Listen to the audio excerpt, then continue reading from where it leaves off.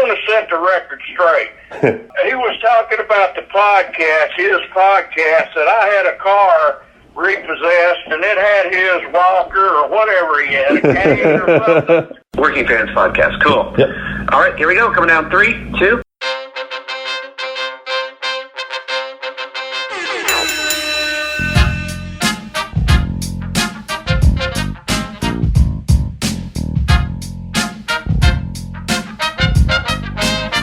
Welcome back for another week of the Working Fans Podcast.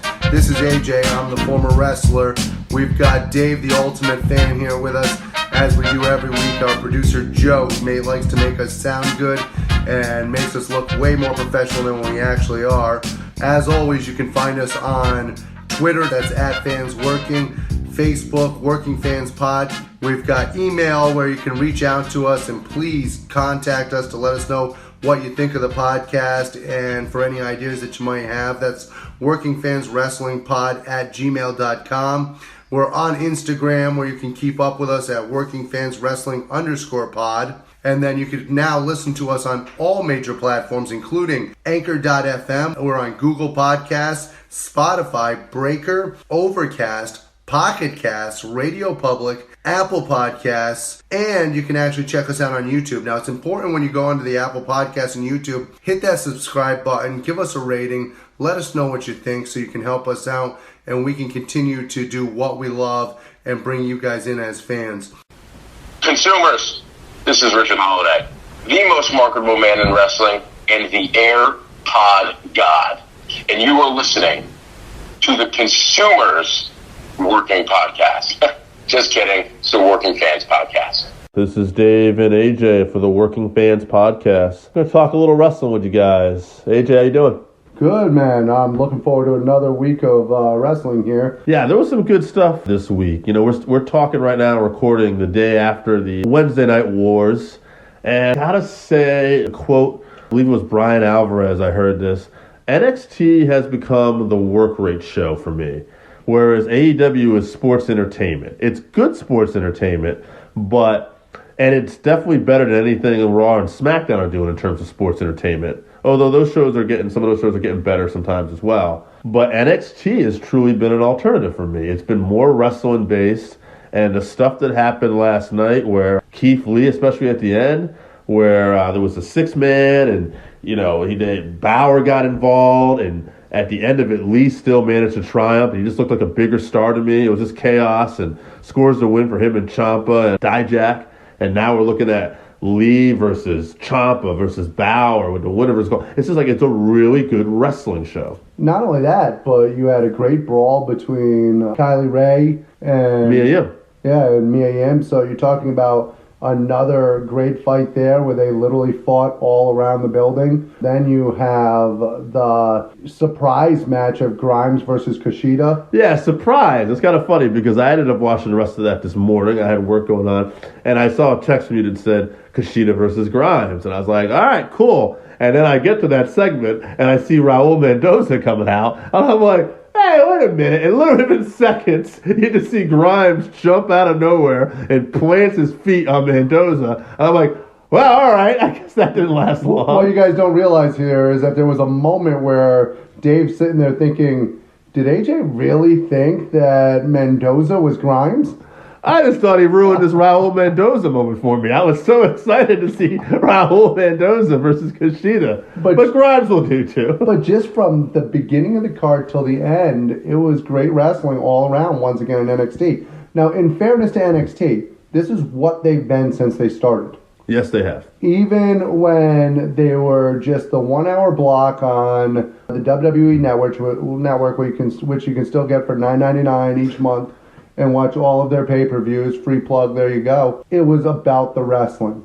And the fact that they haven't changed who they are and that they're sticking with that is the reason why they're getting over the way they are. I would agree. And, honestly, I think if anything, to me, in terms of a wrestling product, their show just feels like a faster, hotter-paced show since they've gone 2 hours. And since they've gone 2 hours, more people are getting a chance to get over, too. Yeah, it's been very beneficial. And now AEW feels like I was on a dating website and they told me that they were one thing, and I get there and it's a 300-pound chick. They were supposed to be all about the wrestling. They were going to continue to be that way. Hey, listen to us. We're going to follow our rankings. Everything's going to be like a legit sport, and we're going to focus on the wrestling. And now, they've done a good job with the rankings. They do keep track of the rankings each week. However, they're giving us sports entertainment. It's not as bad as SmackDown or Raw. No. They are still giving us good wrestling in between. I think Rey Fenix stole the show last night. And that's because their storylines make sense, too. And they're consistent. Yeah, and Christopher Daniels, they did give us good wrestling in there. Yes. Where he looked like he was 20 years old again. We are getting very good wrestling in between. Dustin Rhodes, Fountain of Youth. Dustin Rhodes looks phenomenal. Absolutely, to me, the old guys are killing it on AEW. Jericho, Dustin, Cody. Not that Cody's old, but you get what I'm saying. The more established talent, they're the ones that are just like been awesome to watch with this so far. What did you think of the ladies' match? I thought that Chris Statlander looked great. I've seen a lot of her before. I'm kind of biased. I really like her. And I was happy to see them pull off the upset. And I was more glad that she didn't just bow down and cut her hair to Awesome Kong. At the same time, it was nice that nobody looked bad there. That random woman that came out at the end, though, I'm a little confused by that. We'll see where that's going. Kind of reminds me of the Straight Edge Society back in the day. Exactly. That's what I was thinking. She also looked familiar, but I couldn't put my finger on who that is. Yes. I tried looking up today to see if maybe it was one of the local talent or something of that nature, but I couldn't find it as of this recording. I'm going to keep digging into that. I do want to talk the Nyla Rose situation. I think that it's great that they did put her over as a monster, putting the ref through the table, what was the other young lady's name? Stephanie? Shayna, there you go. Yeah, Shayna. They put her through the table. She did beat the living crap out of the young lady that she was wrestling also. Bates? Yeah. So it's a good way to get somebody over.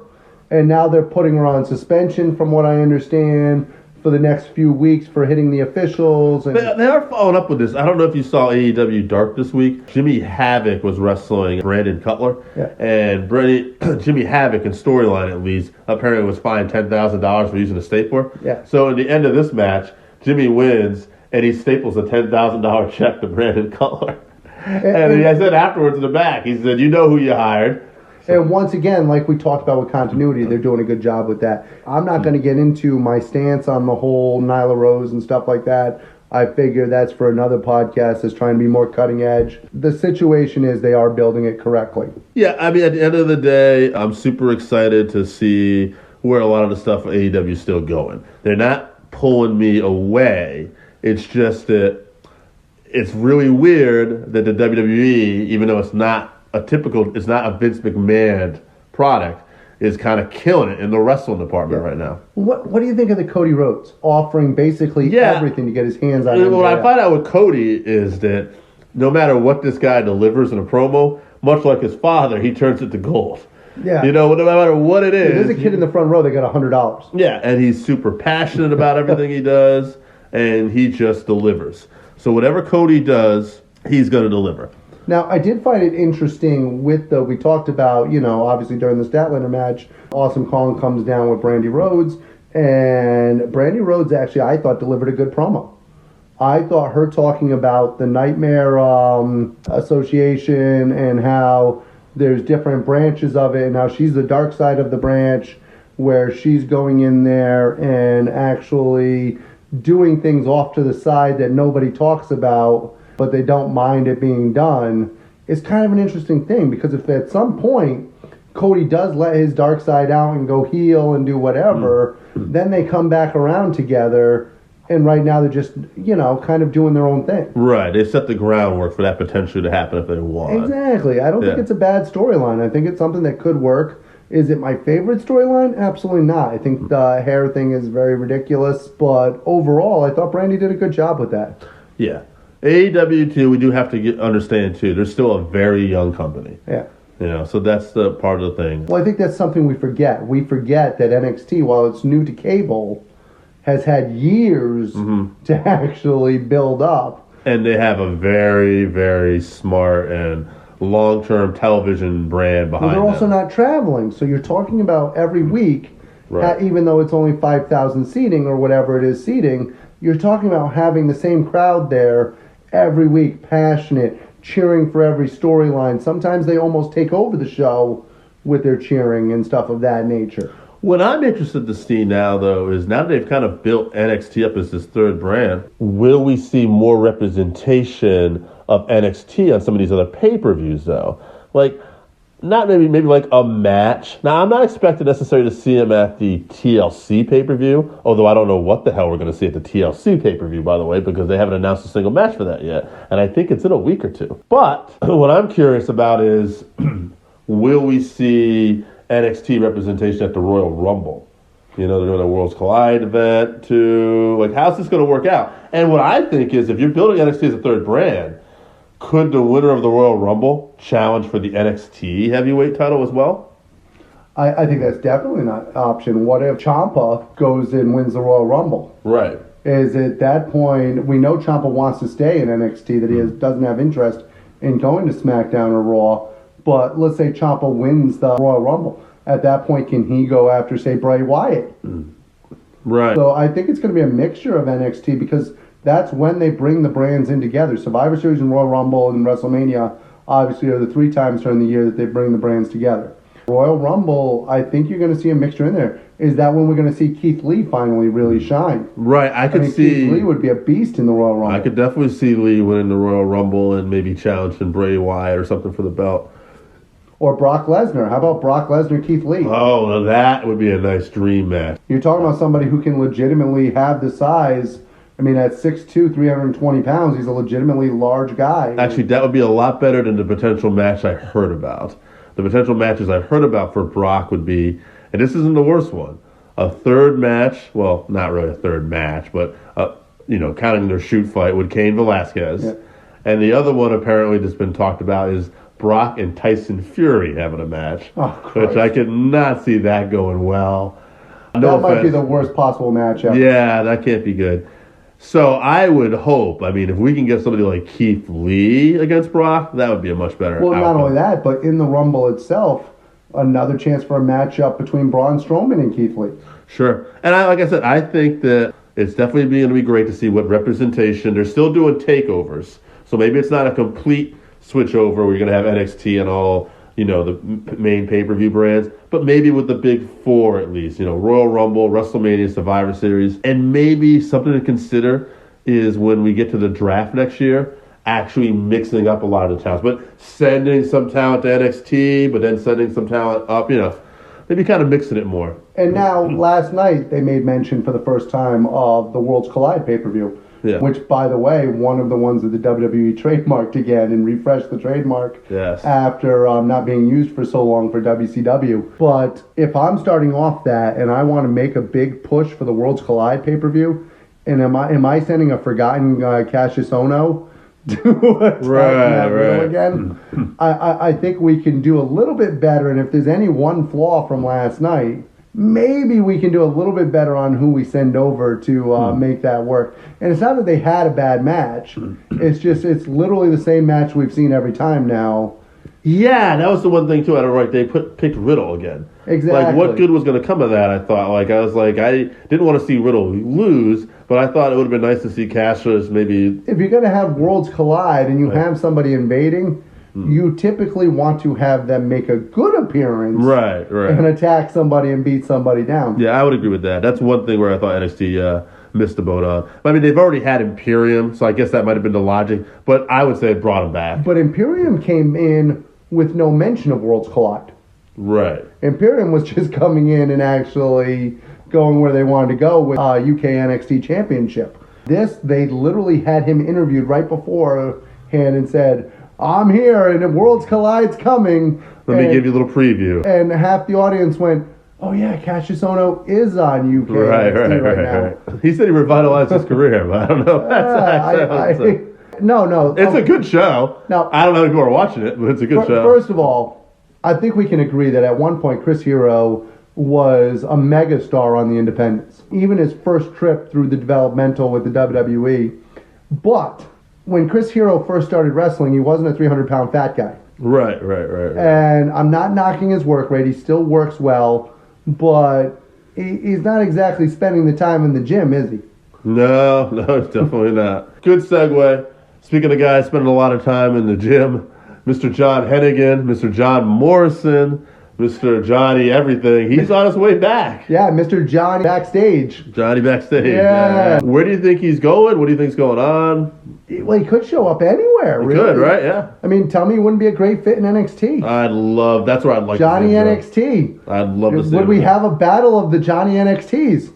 Johnny Gargano versus Johnny Morrison. Johnny takeovers. Yeah. But really he fits in anywhere. He's obviously not going to bring in he's not going to be who they bring in to challenge Brock Lesnar. He's too busy fighting everybody who's horrible. But couldn't you see him come in and go after Bray Wyatt or wrestle really anyone? Yeah, I think the best place for him would be in NXT. He could really shine there, and he could help get some other people over. Love to see him versus Finn Balor versus Adam Cole. Yeah. Well, the other thing that's great about John Morrison is he can work heel or face. It's not set one or the other as to what he has to work. Right. He really has the ability to work either way. By the way, I enjoyed backstage. I know it's not getting the viewership necessarily that they're looking for yet, but I think they're doing a good job with it. I like Booker T on there. I think Paige does a good job of calling people out on stuff. Christian seems a little uncomfortable, but I think overall, even Renee Young doing a good job on it. Yeah, and I thought Rollins looked pretty good last night on there. He did, and he came across the right way. Yeah. He didn't come across as whiny. He kind of told us what's going on with the Twitter, where he's coming from. He did a good job once again of playing off of the CM Punk. Oh, here I am. You guys knew when I was booked to be here, and I don't see CM Punk anymore. Right. Actually, I will say that's one thing as far as main roster goes that I've really liked is the fact that now Seth seems to be going towards his heel turn. It's a much more comfortable fit for him. He seems better on the mic. You know, like Seth talking down to people and being this insulting guy seems to be what he's good at. It is, and I would rather see them embrace that. We've talked to we do these interview segments where obviously we've talked to a lot of superstars now, and everybody agrees on the same thing. When you're able to stay closer to who you genuinely are, it makes for a more riveting interview. If you're a complete prick, then go out there and be a prick. Don't go out there and try and be Mr. Rosy Sunshine, because people aren't going to buy it. They're going to see through it, and they're going to think you're fake as shit. Yeah, I would say, and not that I think he's a prick, but one guy that seems to have never really, totally let him be himself is Roman. Yeah. You know, like Roman, and I hate to say it, but almost like when he got the cancer, that's when they let him be himself. Yeah. And he was the everyman, and then when he came back at first, they let him be himself. But even now, it's they're pulling him away again. Pulling away again, yeah. I like the fact that every once in a while you see him make a smart-ass comment. Right. And he's hilarious when he makes those little smart-ass comments. Right. Like Jericho had talked about this on a podcast before. Said something about where Roman Reigns is a cool guy. And a lot of the stuff that they have him do is stuff that he would never do. Yeah, so, and I think the fans see through that, kind of like Cena. Right. I think that, did you watch Total Divas at all? No. Absolutely not. Okay. So when you watch Total Divas and you see the way John Cena actually acted towards Nikki Bella and how much of a control freak he is in his life, of how much he needs it to be literally, okay, I'm going from point A to point B to point C, everything's planned out, boom, boom, boom, boom, boom. I think that gave a little insight as to what John Cena's real personality is. And I'm not saying that Total Divas isn't fixed. I'm sure, as you know, I believe everything's fixed. Right. So, but I think to a point, John Cena needs everything to be A, B, C, D. I'm in control of everything. And I think that one of the things that rubbed fans the wrong way was him doing this, and it's not that he's not a nicer guy, but him trying to always be that super nice guy was what the fans saw through. And I think when you let Cena actually be a little bit of a prick also was when he had much better charisma with the fans. Sure. Yeah. And we saw that with The Rock. Cena off the cuff has always been a better interview, too. Than the interviews with The Rock. Yeah, when he actually was able to say some things that were dickhead things to say, quite frankly, he was far more entertaining than coming out and It's almost like Mick Foley. Mick Foley, towards the end of his career, came out and all of a sudden, it's good to be here in St. Louis. Right. Whereas early on in his career, when he came out and was just bloodthirsty and saying whatever he thought and was feeling it, those interviews are some of the best interviews ever. No, Mick is one of the best promos of all time. Early Mick Foley, yeah. Yeah. And John, yeah, there's definitely times too. Even like I remember he had the feud going with Randy Orton, and they were in Seattle, and it was supposed to be the unification of the belts, the SmackDown, and the fans just started popping for Daniel Bryan and basically taking over the segment. John went over and pulled Daniel Bryan because it wasn't planned, and he said, he said, any of your parents superstar, mother or father? And he said, nope. and he basically went into this thing about how, it's more impressive. This guy isn't a third generation superstar. And he cut this great promo about he'll give him a title shot because he deserves it. And it just, the whole thing, when John goes off the script, much better. And once again, to go back and bring this back to backstage, I know CM Punk is going to be back on backstage next week, which, of course, Rollins reacted with, yeah, of course he's going to be here next week when I'm not here. But the thing about CM Punk and what made him connect, or what made Daniel Bryan connect with the audience, was them being real to themselves. When CM Punk came out and said those things on WWE TV about the glass ceiling, about the pipe bombs, about not being given a chance, those were things that connected because they were things that were really going on, or he at least perceived them to be really going on. Same thing with Daniel Bryan. Daniel Bryan felt like he was held down because of his size, because of his look, because of, these are legitimate things that he felt were happening. So when he got to speak on that, it was passionate. It wasn't somebody handing him a script going, all right, this week, Bobby and Rusev, you guys are fighting over Rusev's wife. Go get him. Now, one thing I want to talk about before we finish up, or ask you if there's anything else you want to talk about. Let's circle back here because I had forgotten about this. Oh, more Nyla Rose. No, I don't want to talk about Nyla Rose. Oh. She's great. I want to talk about the ratings. NXT won the second week in a row, but I was more concerned that they both kind of dropped. But it was a holiday week. Now, if you're AEW in particular, when you see your lowest number yet, I say you don't pull the panic button. But, do you do anything at all, or you just go, let's keep doing what we're doing? First of all, not only was it a holiday week, that Wednesday was the night before Thanksgiving. Right, absolutely. Literally one of the biggest travel days of the year. Right. So you're talking about families not being able to sit there in front of the TV and not being able to... Actually, and I'll even go a step further. WWE and NXT has, the over 50 audience. This is locked down. A lot of younger people are probably not watching TV as much. Exactly. Right, yeah. So if they're pulling the panic button on this, right, then they don't grasp anything that's going on in the world. Because it was really ironic. It was almost right after this too. Then the ads came out that were almost a little negative, like AEW Dynamite, and it was the thing crushes NXT, demolishes NXT. I think what you're going to have to do is look back and see what this week does. Yeah, I think this will be think you're going to see it as a very easy bounce back. Yeah, I think this is the week that'll be interesting. NXT has definitely been firing all cylinders, but I think AEW does have a loyal fan base. I wouldn't be surprised if AEW catches them and beats them again this week, but I wouldn't be surprised either way. Now, if they lose again and say the number's down, then maybe that's when, it depends how down it is too. Are we talking neck and neck? And I would like to point out that at the shows that we're seeing, the live shows for AEW, they're being smart about the buildings that they're booking. Right. They're being smart about where they're going, and they are filling out those arenas still. Yes. They're selling out very quickly. They're selling a lot of merchandise. I've, over the last couple of weeks, believe it or not, in Connecticut, have seen merchandise on people randomly for AEW. And to be in WWE's backyard, right, and seeing the AEW merchandise. And to be fair, I mean, one of the problems they could encounter is that, I actually did on the flip side of that, I heard they're having trouble selling out a building in Ohio, I believe, which I don't know how strong. Though, nobody likes Ohio. Yeah, I don't know how strong that market was, but I will say this though: one thing they could suffer from too is we have wrestling on every night of the week right now, pretty much too. Yeah. So. Well, it also depends on where it is in Ohio. There are certain areas of Ohio that are hotbeds. Cincinnati and Cleveland are both hotbeds of wrestling. Yes. Is Akron, Ohio a hotbed? I have to take a look. I don't know. First of all, who wants to live in Akron? That's a good point. I can tell you, I've traveled through Akron. It's the only town I've ever been in where they have more strip clubs than libraries. You know, on that note, now that we buried Ohio, is there, at least Akron, Ohio, is there anything you want to add this week? Well, Ohio, by the way, is the home of Ulysses S. Grant, the birthplace of Ulysses S. Grant. Okay. So there was a president born there. So now that we buried it and educated you about it, is there anything else you want to add left? The Wright brothers also started. No, I'm sorry.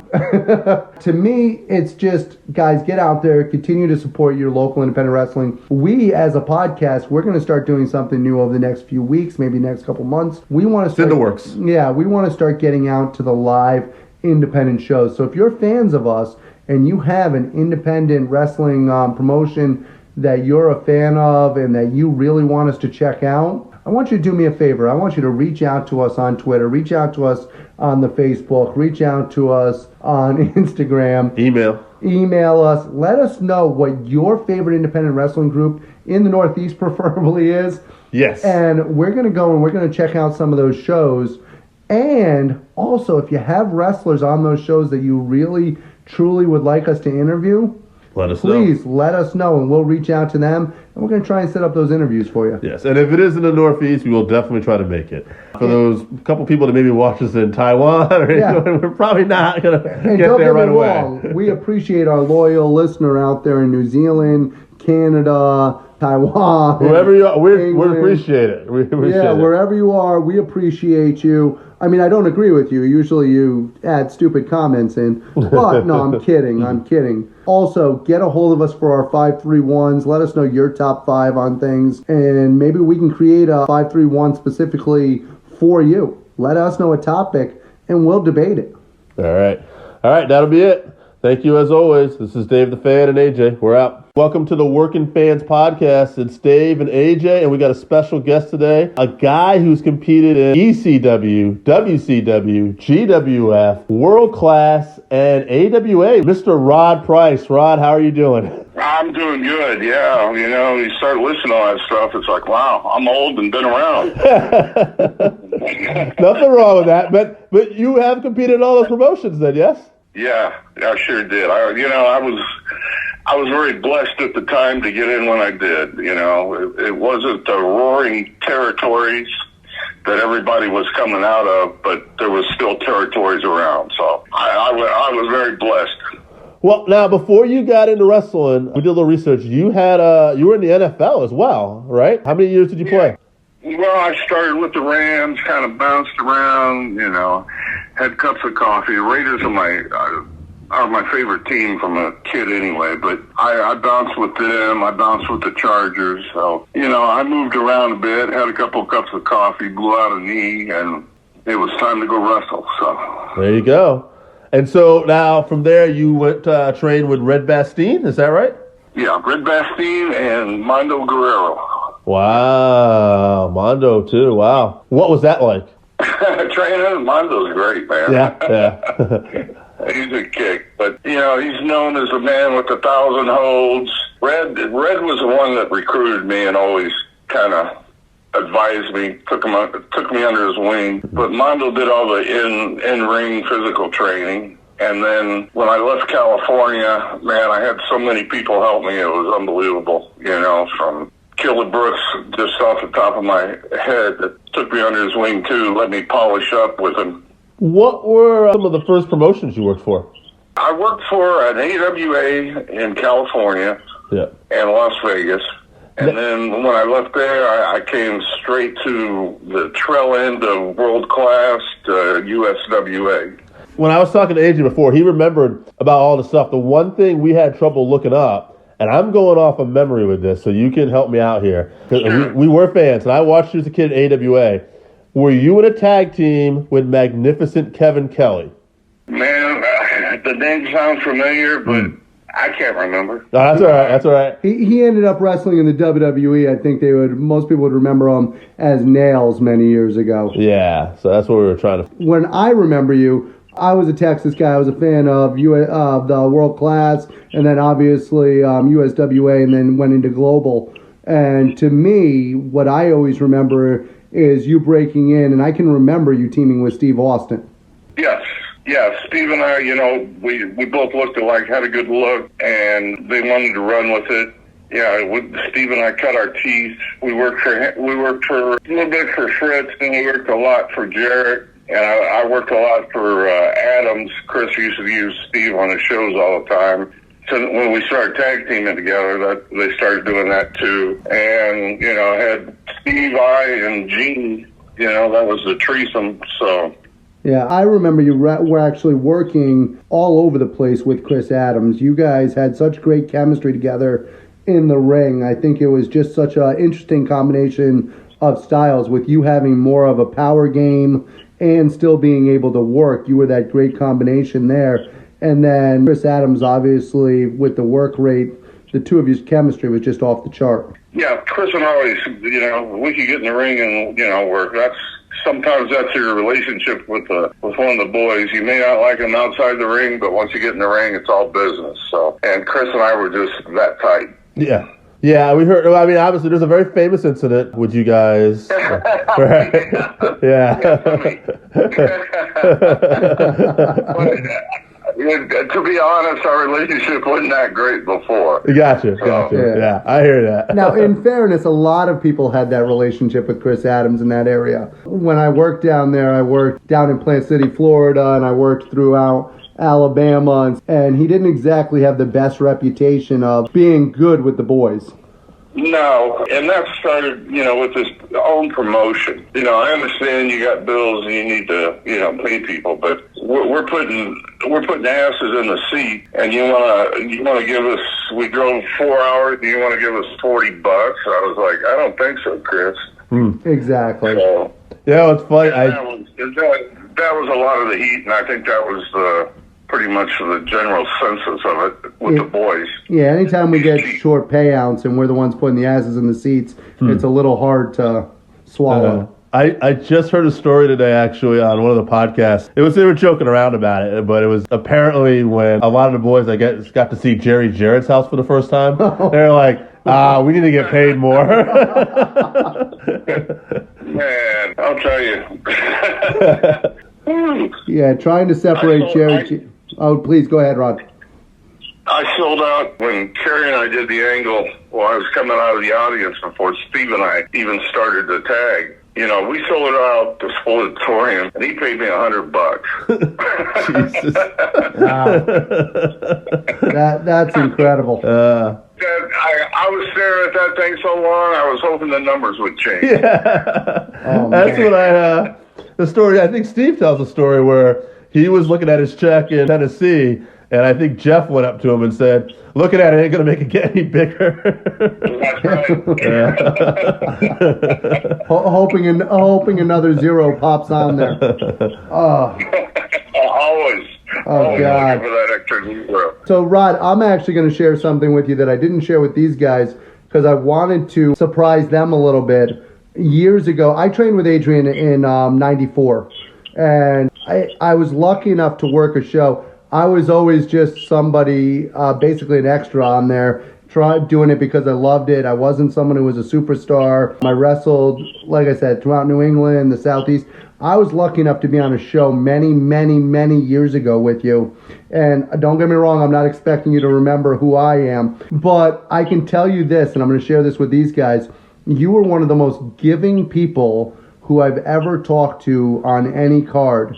And you made me, who was wrestling in the opening match that night, feel like I was a superstar just with the advice that you were giving me and the fact that you took the time, even though you were working the main event, to treat me as good as you would have treated anybody else in that card. So personally, I just wanted to say thank you for that.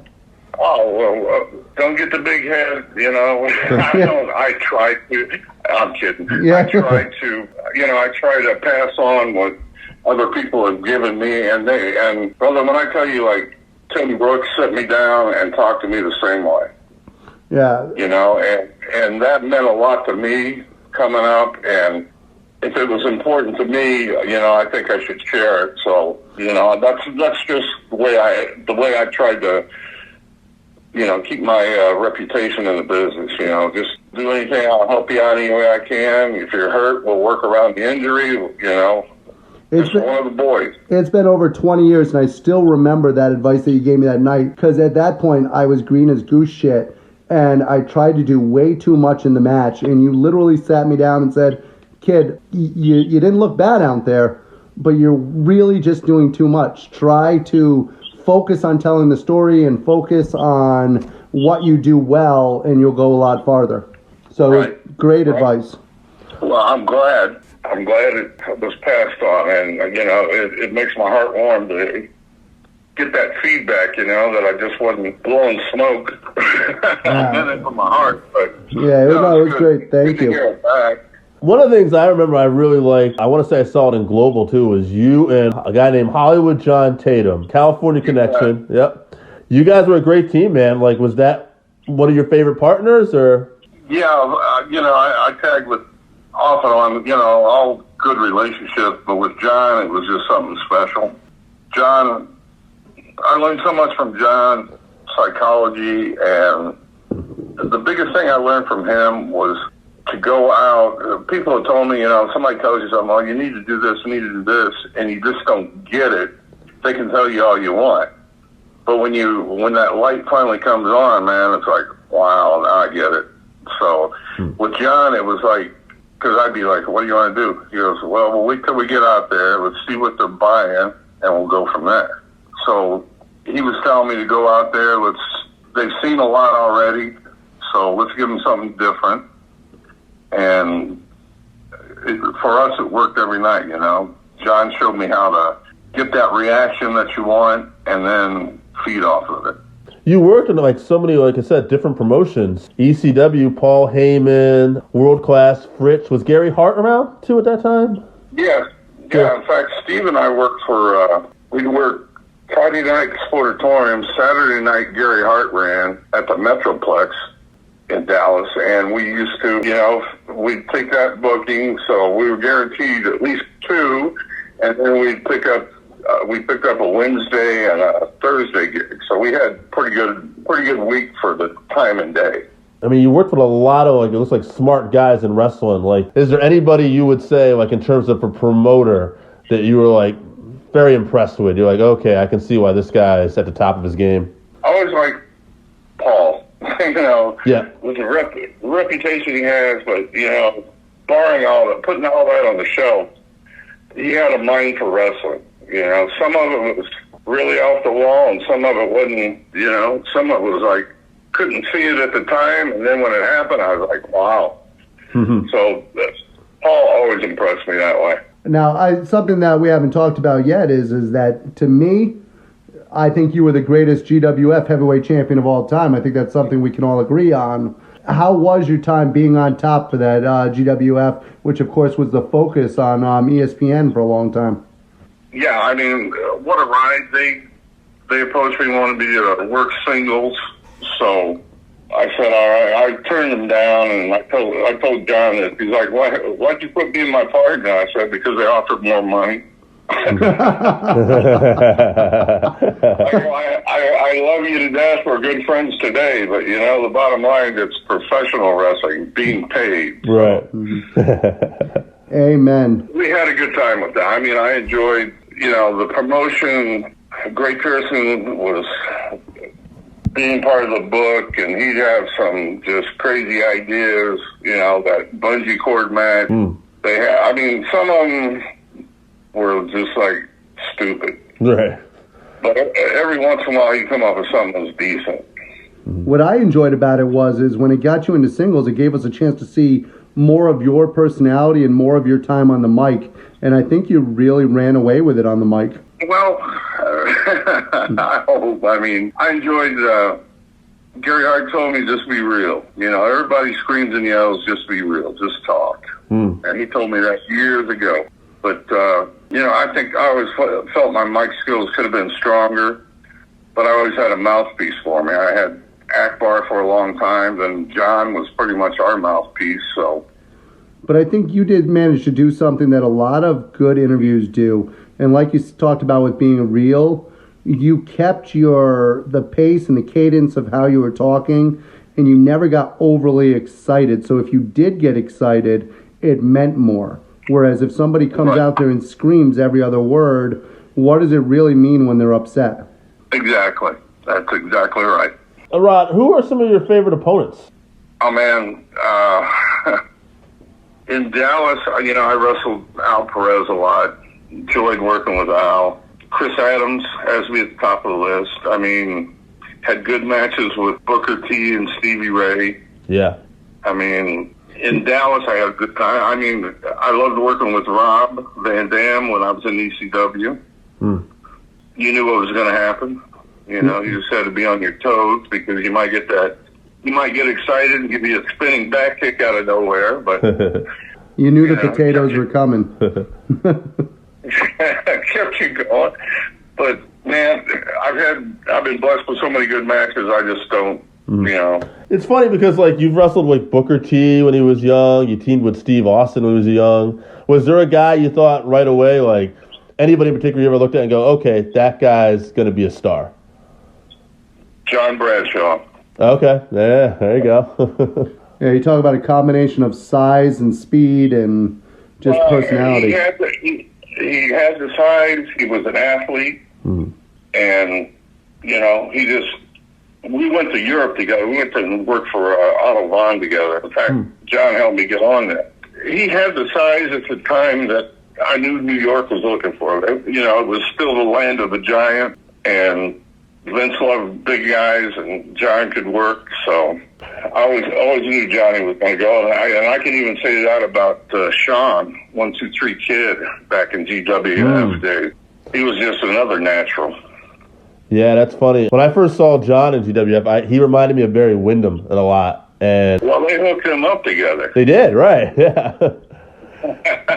I guess they thought it too.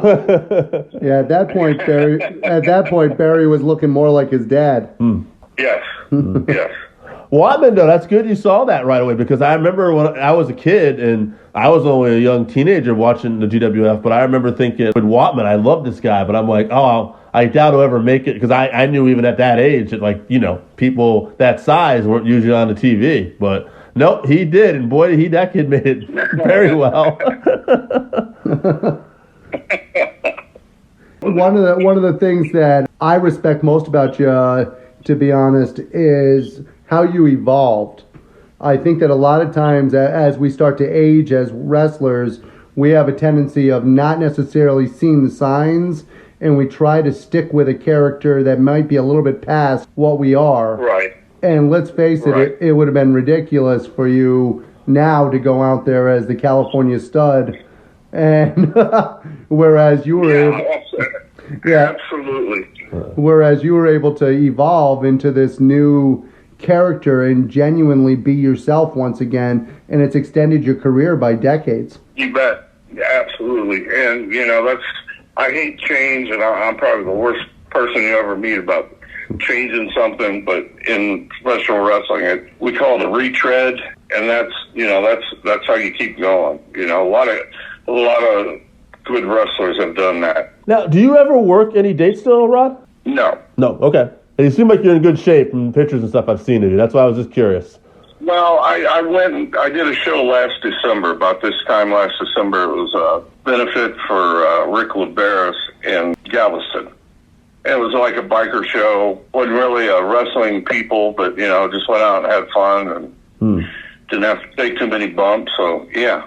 I think one of the things that sometimes people who haven't worked forget is that even though we might keep ourselves in good shape and we look good, that our bodies still hurt, that there's only so many bumps in the bump card. You bet. Once they've been punched, forget about it. Exactly. I don't think people realize on a day-to-day basis the hips, the back, the ankles, the knees. Oh. Well, I guess what I was kind of wondering is, I hear a lot of talk today about today's locker room has really changed. And I was just curious, if you got to experience any of that too, comparatively, No, I mean, my memories of locker rooms smell like Bengay, whatever beer they had last night, coming out of their pores. Yeah, that's what I kind of thought, yeah. It's a slightly different atmosphere than when we were. I can remember being in locker rooms, and basically we were playing cards, drinking beer. From what I'm told, it's a slightly different atmosphere now. No, you know what? I did some independence right before I just said enough. And the locker room was like, I didn't know anybody. I knew some people, but I didn't know them. And it was like, they were all into, everybody was on their phone. Everybody was like having a conversation with one person. And I was like, I don't remember this. Right. Well, I think one of the reasons why we took such good care of each other back then was the fact that it really was a camaraderie, a brotherhood, where we did communicate with each other, where we did realize that we were trying to take care of our families, take care of our livings, and we got to know each other. Now everybody's on their cell phones, and half these guys barely know two things about each other before they go out there and work. Yeah, exactly. And, I was giving my body to somebody, and I wanted them to take care of it, and they were doing the same thing for me, They were going to go up for a big slam for me. So I didn't, I was very cautious, very aware about not dropping them on their head or make them give a goofy bump that ends up tweaking their back or something. And later on, I saw they just, I noticed the wrestlers, they just don't care. As long as they get that little pop, they don't care about the other guy. Well, the other thing is that we were trained in a way where if we did something out there that was out of character, or if we didn't take care of somebody, not only did it go against us for every show that we might go to, but it would go back to the people that trained us. Like, say that you messed a spot and somebody landed on their head. They're going to go back and they're going to talk to Red Bastien. They're going to talk to Mondo Guerrero. What the hell did you do with this guy? What? Yeah, exactly. It's like, what, you train them to dump people on their heads or what? So it definitely reflects on who's ever training, and a lot of people are doing that to pay the bills right now. So you bet it's huge. Yeah, Al Snow was on with us a few weeks ago, and he was telling us like that's something he takes very seriously is his training at OVW, and he was saying the same thing, that when he was coming up, he said if he had done anything wrong, he said even to this day, he said if he said something on a podcast and word got back to like the people he worked with, like he would hear about it. He'd get a phone call. Obviously, we've taken a lot of your time today, Rod. We really appreciate it. Oh, hold on. Actually, I want to ask Rod something too. I'm just curious. Given the time period you worked in wrestling, like there's a lot of crazy stories we hear about. Is there something you could tell us that that you're comfortable with? I don't want you to. You don't have to bury anybody, but like I'm just looking for just like a fun, wild story, maybe from the road or something. Oh well, I'm sure there's plenty. I'm thinking of Johnny Hawk. He was JBL, of course, but Yep. Johnny Hawk back in the day.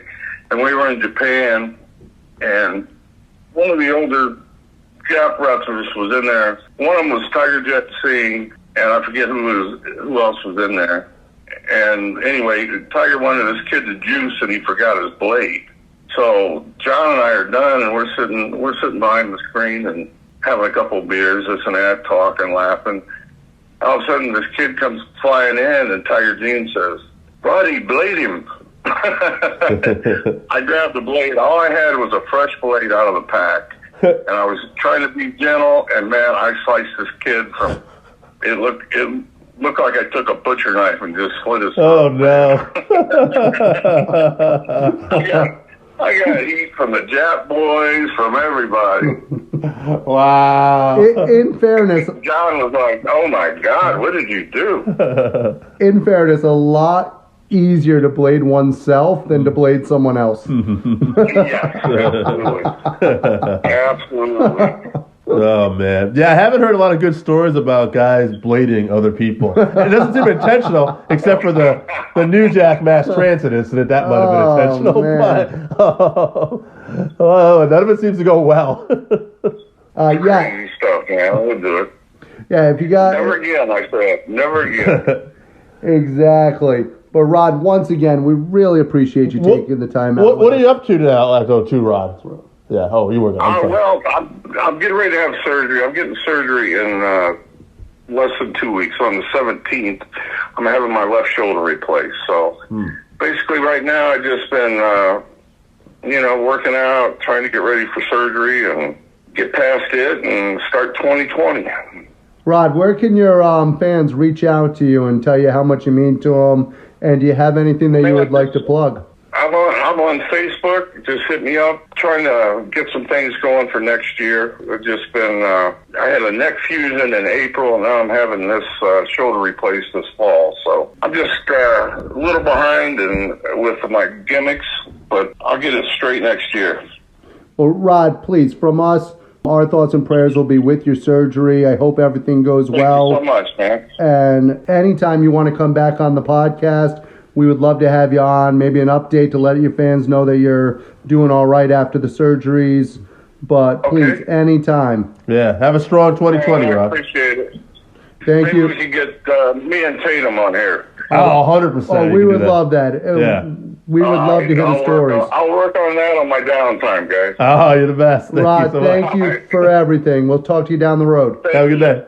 Thank you for having me, man. Hello, everybody. It's former WWE superstar Al Snow, and you're listening to the Working Fan Podcast. This is the Working Fans Podcast with Dave and Joe, and we got a guy on today. This guy's worked for NWA, WCW, WWF, Mid-South, Georgia Championship Wrestling. He's wrestled Flair, Luger, Sting, Vader, Dusty, and now he's the host of Set the Hook with Pat Rose. Ladies and gentlemen, Pat Rose. Pat, how you doing? Hey, man, doing good, y'all. Thanks for having me on. I'm looking forward to this. Well, I appreciate it, man. It's good having you on. And you've done a lot, man. I knew about you. I've definitely watched a lot of your matches. I grew up in the WCW kind of Saturday night days. When I started YouTubing you, I'm like, oh, man, Pat has wrestled a lot of people. And you know what? I mean, I was inches away from beating just about every one of them, man. I don't care what they say. I was almost there.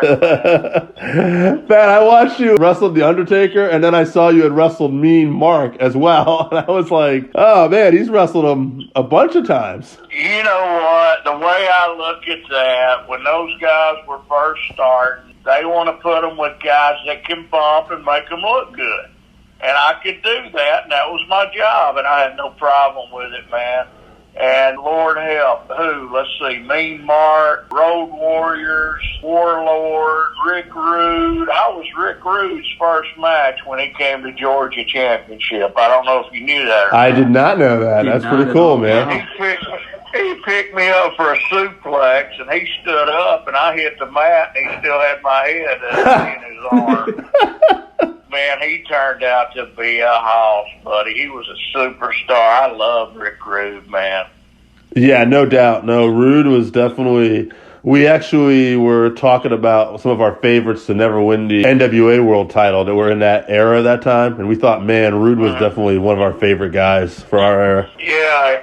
You know what? Let me say this before we get off the Rick Rudes and all them. We had Road Warrior Animal on the show, our show, a couple weeks ago, and I don't know if you guys know this. I knew it, but I had forgot that all the guys that came from Minnesota, Rick Rude, Road Warriors, Warlord, John Nord, I love John Nord to death, Barry Darso, they were all trained by Ed Starkey. Yep. Up in Minnesota. I don't know if you guys knew that or not, but I had forgot, and it was amazing just sitting talking to him and just reminiscing. And geez, what a guy, man! The Road Warriors, almost the greatest tag team in the world. You know what I mean? I heard that Ed was famous, they said so, but he said that Ed was great for training, but he never got in the ring because he didn't want to bump with any of those guys. Which, I don't blame him. Me neither. That was just a must. Yeah. In our research, it says here, you broke in and were trained by a gentleman by the name of Ken Hawk. Is that correct? That is correct, man. Up on Washboard Drive in Cleveland, Tennessee. You know, when I started going to the matches when I was 12 years old. I grew up on Nick Goulas and Harry Thornton wrestling here in Chattanooga. And at 12 years old, I knew what I was going to be. And it was going to be a professional wrestler. That's all I wanted to do. And I finally met Hawk. And he took me up to Washboard Drive. A guy named Mike Davis and Bill Lewis trained me, and it's beeping. I got a call coming in, but don't worry about it. Okay. Trained me in about 2 weeks. I was on WDEF TV 12 TV.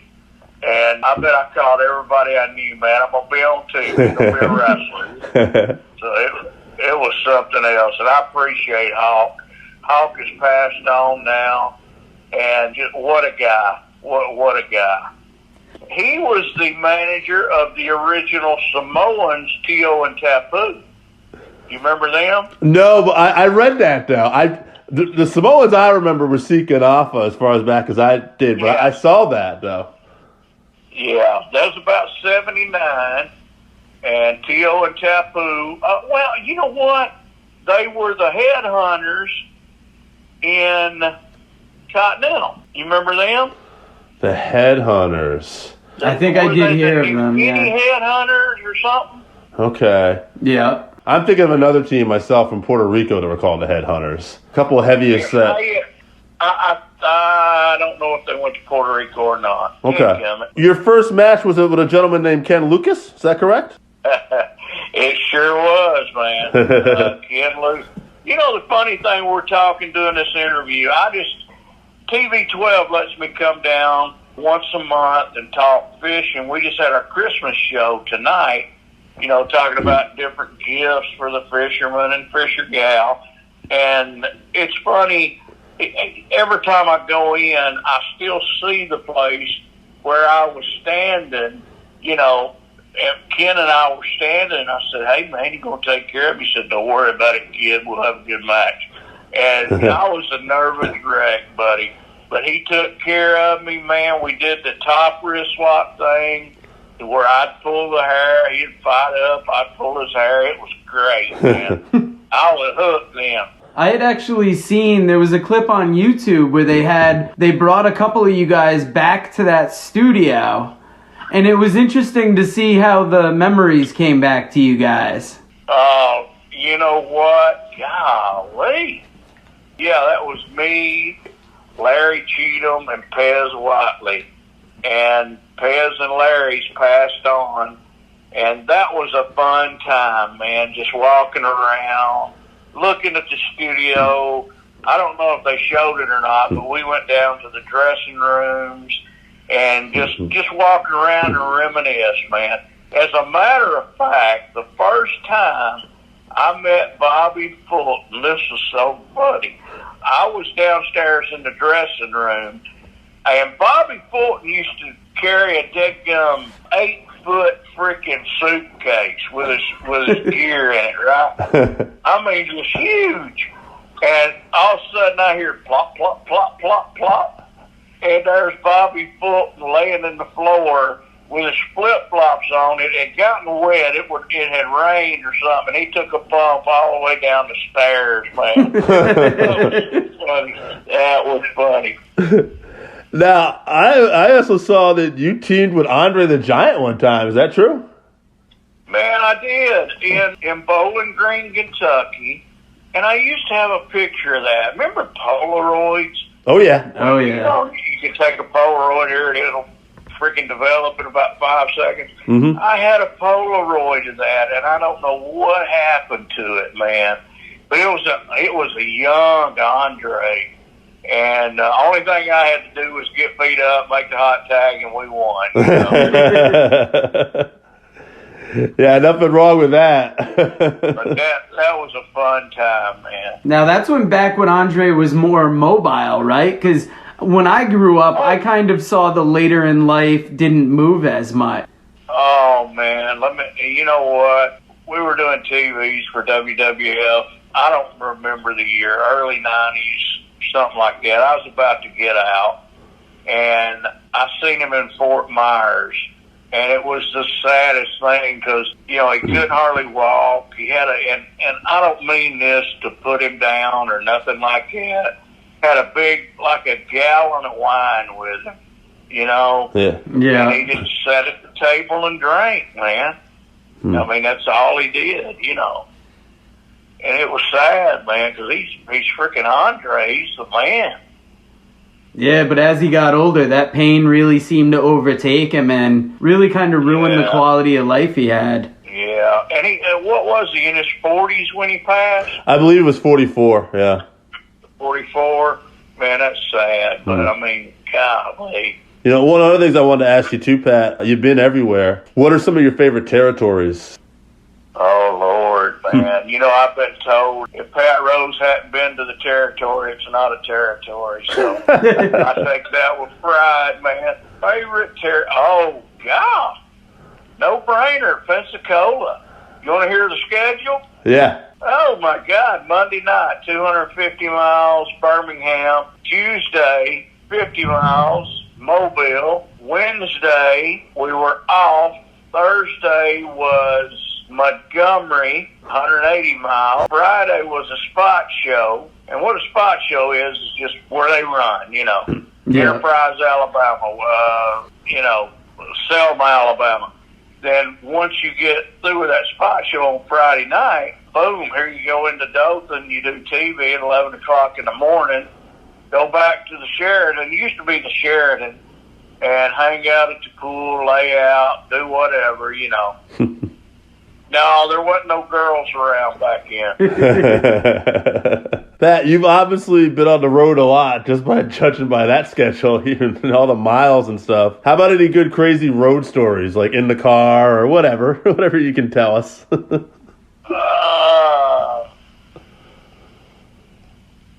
I can't tell you that. Well, you know what? I would ride with midnight, and here was our routine, okay? Say we were going to Little Rock, Arkansas. So everybody met at Dennis's. Everybody got in the van, car, whatever. Me and Cornette always rode in the back. Because we were, you know, we were more talkative, this and that, and having fun. And Dennis and Bobby, you know, serious and ready to go. Well, Bobby wasn't, but Dennis was. And the first thing you do with those guys when you hit the town, stop by the convenience store. You got to have your beer on ice, cooled down, packed down with ice, ready for when we go back home. And then we'd come home, and it'd be balls to the wall. We'd be drinking and having a good time and partying. And back then, north and south, you run 72, Highway 72. And 72, you'll see all of a sudden there'll be a crowd of cars on the left-hand side of the road. There'll be a building with a bunch of people on the right-hand side of the road. And the highway goes straight through that. And what that is a bar. And Bobby Eaton, when he drove, it was hammer down. I mean, it was hammer down, brother. Do me a favor. Can I take this call real quick? Can we cut right here and come back to it? Yeah, we can come right back. Yeah, no problem. All right. Give me just a second. Yeah. Let's reschedule for a day, man. This is fun. Let me just ask you one final question, and then we'll let you go, too, okay? Okay, sounds good. Can you hear me good? I'm on the car speaker. Yeah, I can hear you great, Pat. Okay, buddy. Sorry about that, guys. No, that Not a happens. problem at all. No worries. What was it like living with Arn Anderson? Now, we'll finish with that one. Well, you know what, man? Arn and I lived together. We'd party together, this and that. And one of the funniest stories, and I want to set the record straight. He was talking about the podcast, his podcast, that I had a car repossessed, and it had his walker or whatever he had, a cane or something. Yes. And I want to make a point. He said my car payment was $99. It was not $99. It was $115. You're damn right. And I forgot all about that, man. That's awesome. I forgot all about that. That was so funny. But we come out, man, it was like, well, where the hell's my car? Well, I don't know. Arn was a lot of fun, man. He was. Pat, we'll let you go. We're just gonna call this Pat Rose 1, and we're gonna give a little teaser, Hey, and then we'll come back and let's do it. Let's do it again, man. I got a lot of good stories. We'll have some fun, guys. And I apologize. I got to go pick my son up. He wrestles. Oh, that's awesome. He's just ready to go. That's not, what are you gonna do? I love that. Show up. Hey, let's do it, guys. Thank you so much. No problem. Having a good night, Pat. Have a good night, Pat.